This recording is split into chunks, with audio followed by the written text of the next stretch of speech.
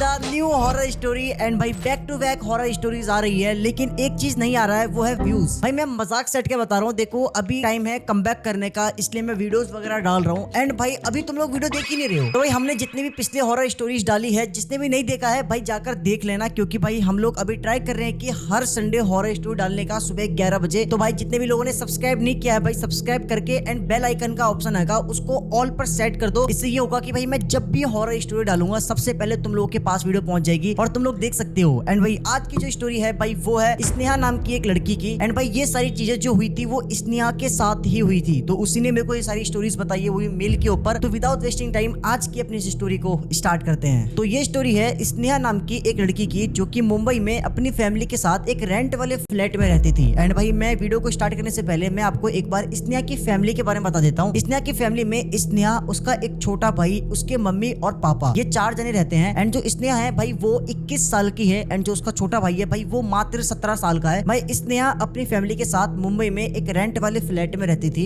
And भाई जो स्नेहा के जो पापा थे वो ना ड्रॉप शिपिंग का काम करते थे। ड्रॉप शिपिंग मतलब तुम लोग समझ गए ना कि ऑनलाइन प्रोडक्ट सेलिंग वगैरह काम करते थे। एंड जो उसके पापा थे उन्होंने ये चीज ना रिसेंट में स्टार्ट किया था कुछ टाइम पहले से। एंड भाई उनका जो ड्रॉप शिपिंग वाला बिजनेस था भाई वो ना बहुत अच्छा चलने लगता है, उनको अच्छा प्रॉफिट मिलने लगता है। एंड भाई वो लोग अभी रेंट पे रहते थे, एंड जब से इनका बिजनेस अच्छे से चलने लग गया था, जब से इनको अच्छा खासा प्रॉफिट हो रहा था, तब से ना इनके फैमिली में एक डिस्कशन हो रहा था कि हमको ना अब अपना खुद का घर या फिर फ्लैट ले लेना चाहिए। एंड ऐसे ही ना ये लोग आपस में बैठकर डेली बातचीत करते थे कि कहाँ पे घर ले, कैसा ले, है ना। अब क्या होता है, इसी बीच में ये लोग जिस रेंट वाले फ्लैट में रह रहे थे उसी फ्लैट का जो ऑनर था वो एक दिन इनको कॉल करता है। एंड वो इनको कहता है कि इनको फ्लैट खाली करना पड़ेगा, क्योंकि जिस फ्लैट के अंदर ये लोग रह रहे थे उस फ्लैट का जो ऑनर था उसका ना रिश्तेदार कोई था, वो आने वाला था। एंड वो ये फ्लैट अपने रिश्तेदार को देने वाला था। तो इसलिए जो फ्लैट का ऑनर था वो इनको कॉल करके बताता है कि भाई आपको ये फ्लैट खाली करना पड़ेगा, वो भी 1 महीने के अंदर। एंड जो ये लोग थे, ये लोग ना पहले से ही मतलब खुद का घर लेने की सोच रहे थे। एंड भाई इसी बहाने ये लोग सोचते हैं कि अब सही टाइम आ गया है, अभी काम करते हैं, हम लोग फ्लैट को खाली करके दूसरे फ्लैट में जाने से अच्छा, मतलब दूसरे फ्लैट को रेंट पे लेने से अच्छा, इससे अच्छा कि हम लोग खुद का अपना घर ले लेते हैं। एंड अब क्या होता है, जो स्नेहा के पापा थे वो ना ब्रोकर के पास जाते हैं एंड उनको बताते हैं कि भाई हमारा बजट इतने तक का है, कहीं अच्छा सा हमारे बजट में घर मिले तो हमको बताना। तो अब इसके बाद ये लोग भी घर ढूंढ रहे हैं, जो ब्रोकर भी था घर ढूंढ रहा है, लेकिन ऐसे करते करते ऑलमोस्ट 20 दिन निकल जाते हैं, लेकिन अब तक इनको कोई भी घर या फिर फ्लैट नहीं मिला था अच्छा सा।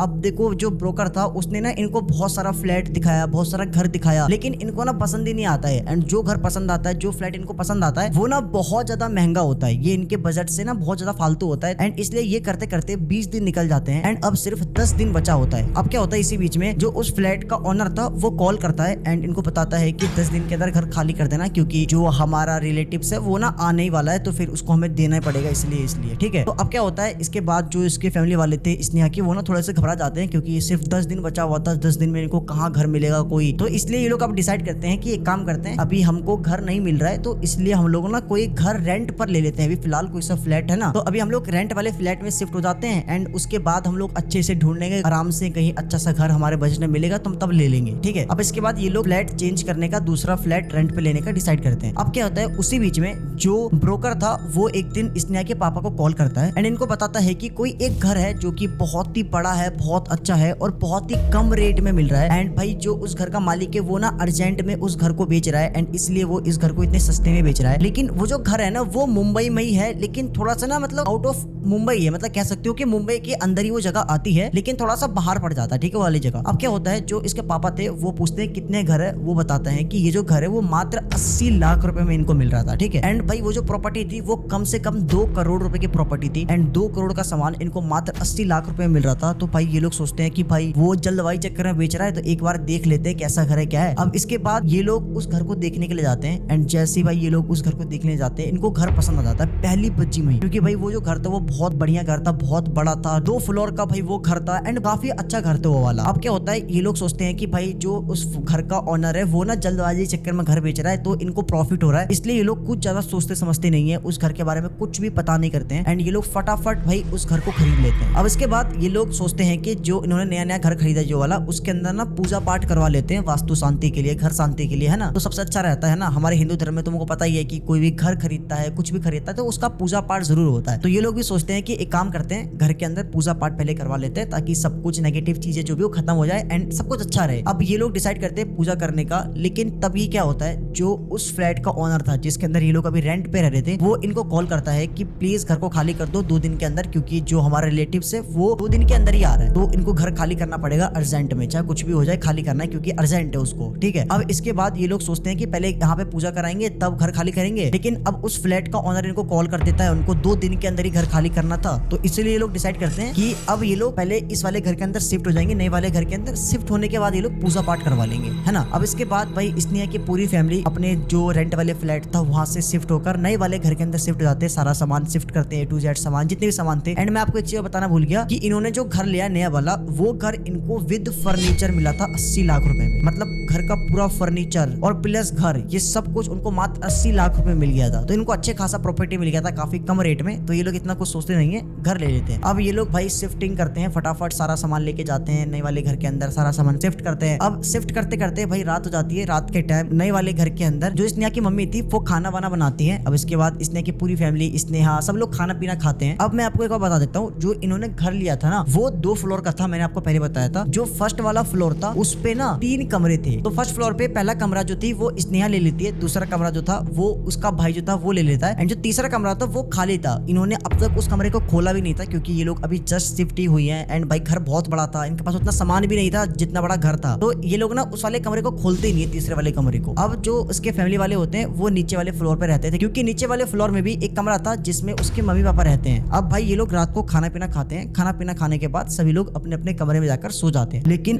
अगले दिन क्या होता है, सुबह करीब 5 बजे स्नेहा को अपनी मम्मी की रोने की आवाज आती है, वो भी बहुत जोर जोर से। स्नेहा नींद में होती है, वो नींद से उठती है एंड वो देखती है कि उसकी मम्मी की रोने की आवाज आ रही है, वो भी बहुत जोर जोर से। स्नेहा भाई बाहर निकलती है कमरे से एंड वो देखती है कि उसकी मम्मी, उसके पापा और उसका भाई सभी लोग नीचे खड़े हुए हैं, एंड जो उसकी मम्मी थी वो ना बहुत जोर जोर से रो रही थी। जैसे ये चीज स्नेहा देखती है वो भाग कर नीचे जाती है एंड वो पूछती है भाई से क्या हुआ, मम्मी क्यों रो रही है, क्या हुआ। तो उसका भाई बताता है कि जो हमारी मौसी थी उनकी डेथ हो गई, एंड जो उसकी मौसी थी ना वो उनकी ना पहले से तबियत खराब हो रही थी, उनका इलाज चल रहा था, उनको कोई बीमारी थी एंड सडनली उनकी डेथ हो जाती है। एंड ये लोग अभी रिसेंटली नए वाले घर के अंदर शिफ्ट हुए थे एंड इन्होंने ना डिसाइड किया था कि शिफ्ट होने के 2-3 दिन बाद ना घर के अंदर पूजा पाठ करेंगे, लेकिन जैसे ही उसकी मौसी की डेथ होती है तो भाई ये तो प्लान ही कैंसिल हो जाता है पूजा पाठ वाला। अब इसके बाद जो स्नेहा के पापा थे वो स्नेहा को कहते हैं कि बेटा अभी हमको ना जाना पड़ेगा। एंड मैं आपको बता दूं कि जो उसकी मौसी थी वो मुंबई में ही रहती थी, ज्यादा दूर नहीं था, वहां से करीब 3-4 घंटे का रास्ता था। ठीक है, तभी स्नेहा के पापा स्नेहा और उसके भाई को कहते हैं कि अभी मुझे और तुम्हारी मम्मी को मौसी के यहाँ पे जाना पड़ेगा, उनकी अंतिम संस्कार जो क्रिया वगैरह होता है उसके लिए, तो तुम दोनों घर में लड़ाई झगड़ा मत करना, साथ में रहना, एंड हम लोग आ जाएंगे जितना जल्दी हो सके, 1-2 दिन के अंदर हम लोग मैक्स टू मैक्स आ जाएंगे, तो तुम दोनों घर में ही रहना जब तक। स्नेहा बोलती है हाँ पापा आप लोग जाओ, हम लोग रह लेंगे, आप टेंशन मत लो, आप जाओ आराम से।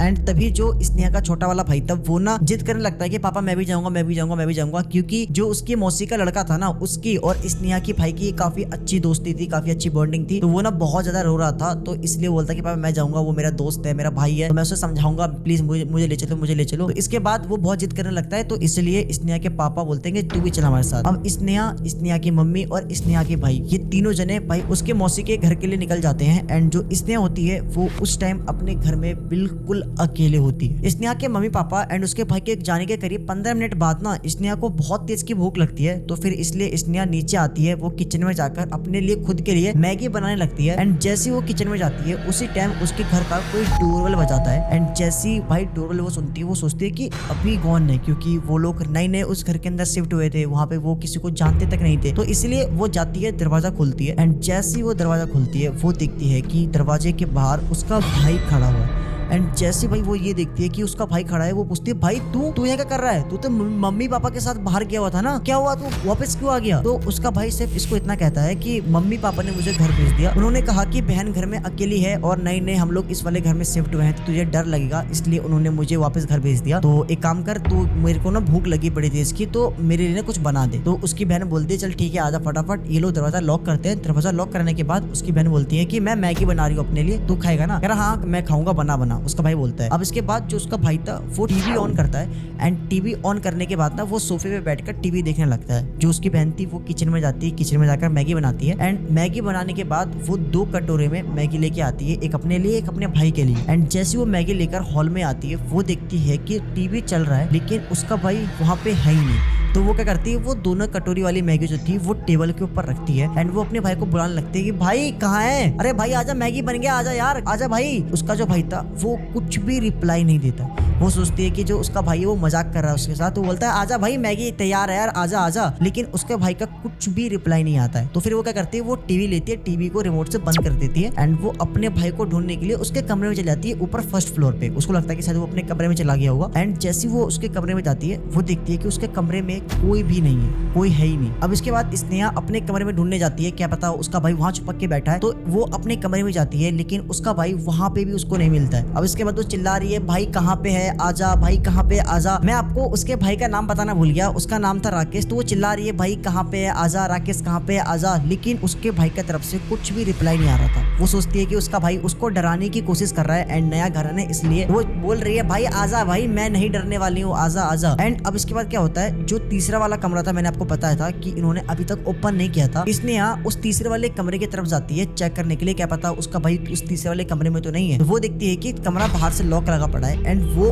उस दरवाजे को पकड़ती है एंड वो उसको खोलने ही वाली थी दरवाजे को, उसी टाइम उसको नीचे से टीवी ऑन होने की आवाज आती है। वो सोचती है कि अभी तो जस्ट मैंने टीवी बंद किया था, टीवी फिर किसने चलाया। तो वो सोचती है कि शायद उसका भाई आ गया, वो नीचे है, वो टीवी देख रहा है एंड इसलिए वो उस घर को खोलती नहीं है एंड वो नीचे आती है एंड जैसी वो नीचे आती है वो देखती है कि टीवी तो चल रहा था लेकिन वहाँ पे उसका भाई होता ही नहीं है। एंड वो तभी देखती है कि जो टेबल के ऊपर उसने 2 कटोरी में मैगी रखी थी उस कटोरी में मैगी है ही नहीं, जैसे मानो कि किसी ने मैगी खा लिया। एंड भाई वो सोचती है कि ये चीज पक्का उसी के भाई ने करी है एंड वो अब तक ना इन सब चीजों को मजाक में ले रही थी। वो सोच रही थी कि उसका भाई ये सारी चीजें कर रहा है, वो मजाक कर रहा है एंड वो कंटिन्यू अपने भाई को चिल्ला रही है राकेश कहाँ है भाई, आजा यार, मैं नहीं डरने वाली हूँ इन सब चीजों से, तूने मैगी भी खा ली यार, मेरे हिस्से की मैगी खा ली। एंड वो कंटिन्यू चिल्लाई जा रही है तू आजा, कहाँ है कहाँ है। उसका जो भाई था वो रिप्लाई देने का नाम नहीं ले रहा था, मतलब उसके भाई की तरफ से कुछ भी रिप्लाई नहीं आ रहा था। एकदम सन्नाटा है घर, बस पूरे घर में स्नेहा की आवाज गूंज रही है। वो कंटिन्यू चिल्ला रही है भाई कहाँ है, राकेश कहाँ है, आजा आजा। लेकिन उसी टाइम स्नेहा को अपने ऊपर वाले कमरे में से बॉल की आवाज आती है टप्पा खाने की, टप टप। एंड भाई वो आवाज जैसे सुनती है वो सोचती है कि जो उसका भाई है वो पक्का ऊपर ही है एंड वो छुपा कर रहा है, वो उसको प्रैंक करने की कोशिश कर रहा है, उसको डराने की कोशिश कर रहा है। स्नेहा भाई वो भाग कर ऊपर जाती है एंड वो फिर से उसका भाई का कमरा चेक करती है, वो अपना कमरा चेक करती है, उसको कहीं नहीं मिलता है। एंड स्नेहा नोटिस करती है कि वो जो बॉल के टप्पा खाने की आवाज आ रही थी वो ना उसी तीसरे वाले कमरे के अंदर से आ रही थी, जिस कमरे को इन्होंने अब तक एक बार भी खोला नहीं था। एंड इसलिए स्नेहा क्या करती है, वो उस कमरे के दरवाजे को पकड़ती है एंड जैसे ही वो उस दरवाजे के लॉक को ऐसे खोलती है उसी टाइम उसको अपने किचन में से बर्तन गिरने की आवाज आती है एंड कंटिन्यू बहुत सारे बर्तन गिरने की आवाज आती है एक साथ। एंड जैसे ही भाई ये बर्तन गिरने की आवाज सुनती है तो वो क्या करती है, वो ना उस कमरे के अंदर जाती नहीं है, उसने उस कमरे का दरवाजा खोल दिया था लेकिन वो उस कमरे के अंदर जाती नहीं है, वो भाग कर जाती है किचन में देखने के लिए कि भाई उसका भाई किचन में तो नहीं है एंड बर्तन गिरने की आवाज कहाँ से आ रही है। एंड जैसी वो किचन में जाती है वो देखती है कि किचन में कोई भी नहीं है लेकिन उसके किचन का पूरा बर्तन नीचे गिरा पड़ा है, कांच के जो बर्तन थे, प्लेट्स वगैरह थे वो टूटे पड़े थे। एंड भाई जैसे ही स्नेहा ये चीज देखती है स्नेहा का एकदम सर घूम जाता है, स्नेहा बहुत गुस्से से लाल हो जाती है। उसको यही लग रहा था कि ये सारी चीजें जो उसका भाई है वही कर रहा है एंड इसलिए भाई वो चिल्लाती है अपने भाई के ऊपर, राकेश तू पागल वागल है क्या, मजाक की भी हद होती है, पूरा बर्तन गिरा दिया, कांच के बर्तन टूट गए, मम्मी मुझे मारेगी, तुझे तो कुछ नहीं कहेगी। अब इसके बाद स्नेहा किचन के सारे बर्तन को उठाती है एंड वो बहुत ज्यादा गुस्सा हो गई थी, उसको यही लग रहा था कि ये सारी चीजें उसका भाई कर रहा है एंड वो कंटिन्यू चिल्ला रही है भाई कहाँ पे है, आजा यार, हद होती है किसी चीज की, तूने हद पार कर दी है, आजा आजा। एंड तभी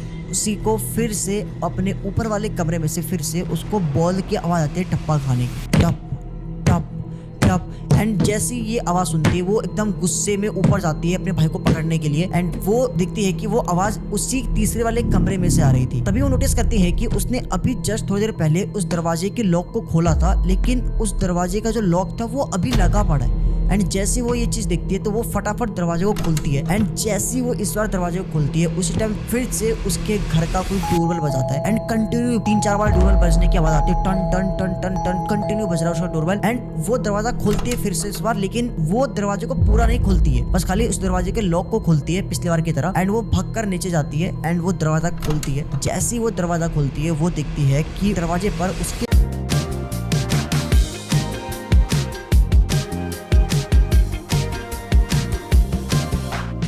दरवाजे पर उसके मम्मी पापा और उनके साथ में एक छोटी सी बच्ची है, करीब 5 से 6 साल की होगी वो। एंड जैसे ही स्नेहा ये चीज देखती है वो पूछती है पापा मम्मी आप तो मौसी के यहाँ गए थे ना, अब अचानक से कैसे आ गए यहाँ पे? हुआ क्या बताओ तो मुझे। जो उसके मम्मी पापा होते हैं वो कुछ भी जवाब नहीं देते, कुछ भी रिप्लाई नहीं देते हैं। स्नेहा पूछती भी है पापा क्या हुआ, बताओ क्या हुआ, ये जो बच्ची है वो बच्ची कौन है, ये बच्ची जो आप लेके आओ ये है कौन? उसके घर वाले कुछ भी जवाब नहीं देते। उसके मम्मी पापा एंड जो वो बच्ची थी उनके साथ में ये लोग घर के अंदर आते हैं एंड जैसे ही घर के अंदर आते हैं उसके पापा वो क्या करते हैं, वो घर के सोफे के ऊपर बेड के ऊपर पैर रखकर अखबार लेते हैं एंड वो अखबार पढ़ने लगते हैं। जो उसकी मम्मी थी वो किचन के अंदर चले जाती है एंड जो छोटी सी बच्ची थी वो सोफे के ऊपर बैठती है साइड में। इसने कंटिन्यू अपने पापा से मम्मी से पूछे जा रही है कि ये छोटी बच्ची कौन है, आप लोग इतना जल्दी आ कैसे गए? लेकिन उसके घर वाले उसके मम्मी पापा कुछ भी रिप्लाई नहीं दे रहे थे। एंड तभी इसने बोलते कि पापा अच्छा हुआ आप आ गए यार, आपका जो बेटा है ना वो मुझे डराने की कोशिश कर रहा है, तब से वो पता नहीं मेरे से छुपा फिर रहा है एंड वो मेरे को डराने की कोशिश कर रहा है, अब आप ही संभालो। लेकिन उसके जो पापा थे वो कंटिन्यू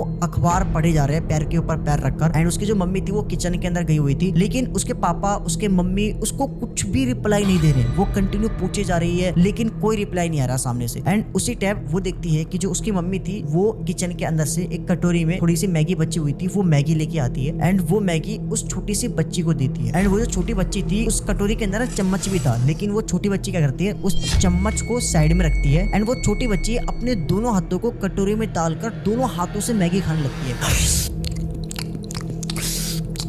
मतलब वो जो बच्ची थी बहुत ही वियर्ड तरीके से मैगी खा रही थी। इसलिए उसको बोलती हुई बेटा आराम से खाओ आराम से खाओ, लेकिन वो बच्ची भी कुछ भी रिप्लाई नहीं दे रही, बस वो कंटिन्यू दोनों हाथ से मैगी खाई जा रही है, कंटिन्यू मैगी खाई जा रही है। एंड ये चीज स्नेहा को थोड़ी सी वियर्ड लगती है कि भाई उसके घर वाले कुछ रिप्लाई नहीं दे रहे हैं एंड ये बच्ची है कौन? वो कंटिन्यू पूछती हुई मम्मी से मम्मी है कौन ये बच्ची, ऐसा ये क्यों खा रही है? वो कुछ भी रिप्लाई नहीं देती है एंड उल्टा जो उसकी मम्मी थी वो दोबारा किचन में चली जाती है। उसके बातों का कोई भी जवाब नहीं दे रहा है एंड इसलिए स्नेहा गुस्सा हो जाती है एंड वो गुस्सा होकर अपने कमरे में चली जाती है। एंड जैसे ही वो अपने कमरे में जाती है एंड वो ना बैठकर अपने फोन चला रही थी एंड गुस्से में थी, भाई क्या हो गया, सभी लोग मेरे साथ ऐसा बर्ताव क्यों कर रहे हैं? तो इसने सोचती है कि हो सकता है कि मम्मी पापा अभी मौसी के वहां से आ रहे हैं तो सबका मूड खराब होगा, इसलिए तो वो ना फोन चलाने लगती है। अब वो जब फोन चला रही थी तभी अचानक से स्नेहा को अपने भाई की बहुत जोर से चिल्लाने की आवाज आती है, बहुत जोर से। एंड जैसे ही स्नेहा ये चीज सुनती है स्नेहा भाग कर बाहर आती है एंड वो देखती है कि उसके भाई के चिल्लाने की जो आवाज थी वो ना उस तीसरे वाले कमरे में से आ रही थी। एंड जैसी वो तीसरे वाले कमरे की तरफ जाती है वो देखती है कि वो तीसरा वाला कमरा बाहर से लॉक है, कुंडी लग रखी है, लेकिन जस्ट अभी कुछ टाइम पहले ही ये दरवाजा तो स्नेहा ने खोला था ना एंड उससे पहले भी स्नेहा ने खोला था, लेकिन स्नेहा को बाद में फिर से वो दरवाजा लगा हुआ मिला था। एंड अभी थोड़ी देर पहले फिर से स्नेहा ने उस दरवाजे को खोला था एंड फिर से वो दरवाजा स्नेहा को लगा हुआ मिल रहा है। एंड स्नेहा को सोचती समझती नहीं है, वो दरवाजा खोलती है एंड जैसे ही वो दरवाजा खोलती है वो घर का लाइट जलाती है एंड वो देखती है कि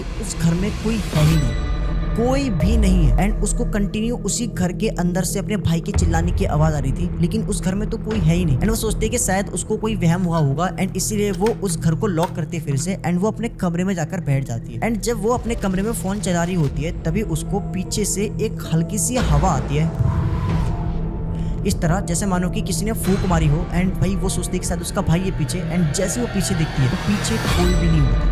एंड भाई ये चीज उसको थोड़ी सी वियर्ड लगती है क्योंकि उसका जो पंखा था वो बंद था, तो ये हवा कहाँ से आई? एंड उसी टाइम सडनली अचानक से फिर से स्नेहा को अपने भाई की चिल्लाने की बहुत जोर से आवाज आती है, जैसे कि उसके भाई को कोई मार रहा हो एंड उसका भाई कंटिन्यू चिल्लाया जा रहा है। वो फिर से बाहर आती है, वो देखती है कि वो आवाज फिर से उसी कमरे में से आ रही है एंड इस बार वो सोचती है कि चलो पिछली बार एक बार मेरा वहम हो सकता है, लेकिन बार बार वहम थोड़ी हो सकता है। एंड इस बार स्नेहा फटाफट वो दरवाजा खोलती है एंड जैसे वो दरवाजा खोलती है वो देखती है कि कमरे की लाइट अपने आप ही जली पड़ी है, जबकि उसने कमरे की लाइट बंद करी थी। एंड वो देखती है कि उसका भाई एक कोने में बैठा हुआ है एंड उसके हाथ में एक बहुत ही बड़ा चाकू है एंड वो उस चाकू से कंटिन्यू अपने लेफ्ट वाले हाथ में कंटिन्यू वार करे जा रहा है, कंटिन्यू। मतलब उसके हाथ से खून निकला जा रहा है एंड वो बहुत चिल्ला रहा है, खुद मार रहा है, खुद चिल्ला रहा है। एंड जैसे ही वो ये चीज देखती है वो बोलती है भाई तू क्या कर रहा है, भाई तू पागल हो गया क्या? वो जाती है उसका हाथ पकड़ती है, चाकू छीनने की कोशिश करती है, लेकिन वो फिर भी कंटिन्यू वो चाकू मारा जा रहा है, अपने हाथों में कंटिन्यू चाकू मारा जा रहा है। एंड जैसे ही वो ये चीज देखती है वो भाग कर जाती है नीचे मम्मी को बताने के लिए, मम्मी पापा आपका बेटा ऊपर कमरे में क्या कर रहा है, वो चाकू मार रहा है अपने हाथों में। एंड जैसे ये बात स्नेहा अपने पापा को बताती है तो उसके पापा जो थे वो कुछ भी रिप्लाई नहीं देते। मतलब समझ रहे हो कि उनका बेटा हाथों में चाकू मार रहा है, लेकिन जो उसके पापा है वो कंटिन्यू अपने पैर के ऊपर पैर रखकर कंटिन्यू पेपर पढ़े जा रहे हैं। एंड वो चिल्ला रही है, बता रही है पापा वो मर जाएगा, पापा वो मर जाएगा, वो कंटिन्यू मारे जा रहा है चाकू अपने हाथों में, लेकिन उसके पापा कोई भी रिप्लाई नहीं दे रहे। एंड तभी स्नेहा देखती है कि वो जो छोटी बच्ची थी वो ना टीवी ऑन करती है एंड वो टीवी देखने लगती है। स्नेहा चिल्ला रही है, रो रही है, लेकिन उसके पापा को, उस छोटी बच्ची को कुछ भी फर्क नहीं पड़ रहा है। स्नेहा मम्मी को बुलाती है, मम्मी प्लीज, मम्मी जल्दी आओ, मर जाएगा मम्मी, राकेश मर जाएगा, वो मारे जा रहा है कंटिन्यू। एंड उसकी मम्मी किचन से बाहर आती है एंड वो जैसे ही किचन से बाहर आती है तो वो बहुत जोर जोर से हंसने लगती है। एंड जैसे ही उसकी मम्मी हंसने लगती है उसी टाइम उसके पापा जो थे वो भी बहुत जोर जोर से हंसने लगते हैं। जो वो छोटी बच्ची थी वो भी बहुत जोर जोर से हंसने लगती है। स्नेहा एकदम पागल की तरह हुई पड़ी है, वो बोल रही है बारह, पापा बचा लो, मर जाएगा, वो चाकू मारे जा रहा है और आप यहाँ पे हंस रहे हो, आपका ही बेटा है, बचा लो उसे। लेकिन वो कुछ भी नहीं सुनते हैं एंड वो कंटिन्यू, उसकी मम्मी, उसके पापा, उसकी जो छोटी बच्ची थी वो वाली, भाई ये तीनों कंटिन्यू बहुत जोर जोर से हंसे जा रहे हैं, बहुत जोर जोर से। एंड उसी टाइम स्नेहा देखती है कि जो उसका भाई था वो ऊपर कमरे से बाहर निकलता है एंड वो भी हंसता हुआ बहुत जोर जोर से हंसे जा रहा है। एंड उसके हाथ में, लेफ्ट वाले हाथ में चाकू घुसा पड़ा है एंड उसके हाथ से कंटिन्यू खून निकल रहा है, कंटिन्यू खून निकल रहा है, टप टप खून टपक रहा है। उसके हाथ से इतना खून निकल रहा था कि पूरा जो सीढ़ी था भाई उस पर खून ही खून हो गया था। एंड वो कंटिन्यू नीचे हंसते हंसते वो सीढ़ी से नीचे आ रहा है। एंड नीचे आने के बाद ये चारों जने, स्नेहा के पापा, उसकी मम्मी, वो छोटी बच्ची एंड उसका भाई, ये चारों जने कंटिन्यू पागलों की तरह हंसे जा रहे हैं स्नेहा को देख के। एंड जैसे स्नेहा भाई ये चीज देखती है भाई कि उनका बेटा मर रहा है एंड मम्मी पापा हंस रहे हैं, भाई वो समझती है कि भाई वो उसके मम्मी पापा हो ही नहीं सकते। एंड इसलिए वो भागती है सीधा मेन गेट की तरफ, वो जाती है मेन गेट को खोलती है, लेकिन मेन गेट का दरवाजा खुलता ही नहीं है। वो बहुत कोशिश करती है, मेन गेट का दरवाजा खुलता ही नहीं है। एंड स्नेहा बहुत जोर से चिल्लाई जा रही है, वो बहुत कोशिश कर रही है दरवाजा खोलने का, लेकिन दरवाजा नहीं खुलता है। एंड जो उसका भाई था, उसकी मम्मी थे, उसके पापा थे, वो छोटी बच्ची कंटिन्यू हंसे जा रहे हैं, बहुत जोर जोर से हंसे जा रहे हैं, ऐसे मानो कि पूरे घर के अंदर आवाज गूंज रही है। एंड स्नेहा पागल हुई पड़ी है। एंड उसी टाइम स्नेहा का फोन बजता है एंड जैसे ही वो अपने जेब से फोन को बाहर निकालती है वो देखती है कि